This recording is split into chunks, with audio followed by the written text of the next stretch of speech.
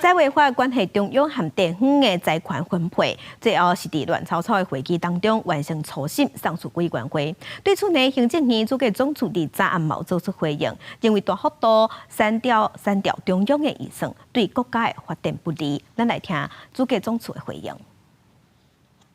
县市政府如果增加6612亿的财源相关的事权应该要并统调整，不应该只调整收入，而不调整那个事权。第二个，地方的财源大幅增加以后不能要求中央对地方的一般性补助款不能减少，这个不合理。那事权调整，比如说跟这个补助比如劳健保以及老农津贴，就应该回归地方政府来办理。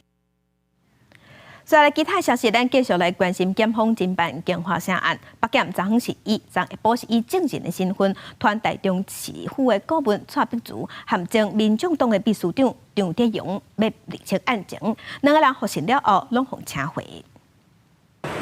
对照金华城金流，台北地检署昨指挥梁正署以证人的身份传唤台中市府顾问，也是前民众党立委蔡碧如，一共前民众党秘书长张德荣等3个人作证。不担任金华城多审会外部多审委员的张德荣，暗时7点半请回。没有说明的。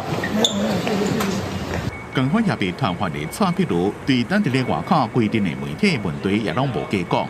蔡顾问，今天来这边有什么目的？而且有什么话想要跟我们大家一起说？有没有什么话想要跟柯文哲说？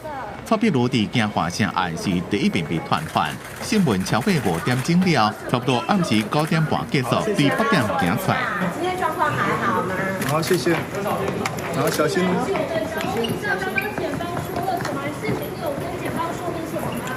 要查清楚用这类的决策是不是涉及其他公务员施加压力，也被向上追查维京集团的金流。过去关键的对话，怎么拢变做北检侦办的重点？伫案情愈查愈有，真相也愈来愈活。记者综合报道。